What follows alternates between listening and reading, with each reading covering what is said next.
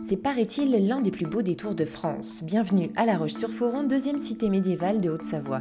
Un pied dans le passé avec son cœur historique et son patrimoine classé, mais le regard résolument tourné vers l'avenir et son développement économique.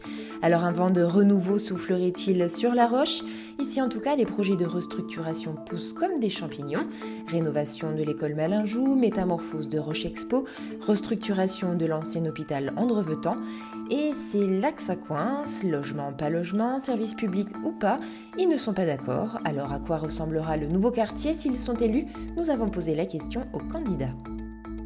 Ce quartier de l'ancien hôpital Andrevetan doit être le lien entre La Roche d'hier et la préservation de son patrimoine et La Roche de l'avenir, avec la création d'un nouveau quartier complètement écologique, environnemental, à destination de tous les Rochois. Avec des logements, avec du service public, avec des liaisons piétonnes qui alimentent le centre-ville et tous les quartiers périphériques. Ce quartier est vraiment le renouveau de La Roche et doit lui permettre de retrouver une activité et redynamiser son centre-ville. Encore un dossier important construit à La Roche, en dehors de toute concertation avec les élus minoritaires et avec la population. Voilà.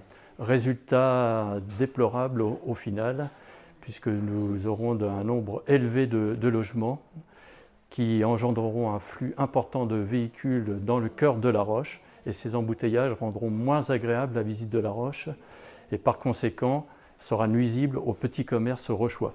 Nous souhaitons plus d'espace vert sur ce site, et qu'une partie des logements sociaux soit dédiée aux personnes âgées, afin qu'elles puissent se rendre à pied en centre-ville qui sera juste à proximité. Notre liste est pour la préservation du centre historique. Nous voulons sur ce site une oasis de verdure, de calme, de rencontres, ouverte à toutes les générations.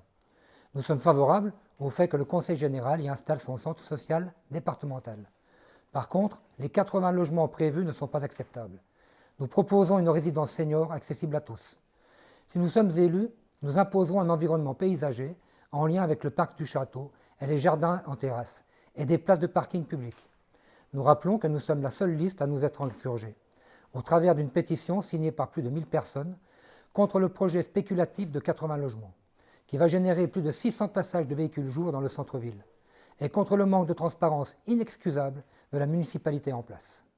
Le projet Andrevetan est très mal engagé. Nous n'avons aucune information et les Rochois s'inquiètent. Le manque de décision du maire actuel a conduit la direction de l'hôpital à mettre en vente aux enchères cet espace pour financer les travaux des nouvelles installations. C'est donc le conseil départemental qui s'est occupé du dossier afin que le foncier ne soit pas vendu à un promoteur privé. Je pense qu'en cette période électorale, il est urgent d'attendre. Des décisions aussi importantes pour l'avenir de notre ville doivent être prises par l'équipe municipale élue en mars. Le projet Andrevetan et le nouveau PLU ne peuvent être votés en l'état. Dans mon équipe et moi-même, il s'agit d'une question de déontologie. Aux dernières municipales de 2014, c'est la liste d'hiver droite de Guy Flamier qui l'avait emporté avec 45,21% des voix. Décédé en 2016, c'est Sébastien Maure, alors premier adjoint, qui avait pris sa suite.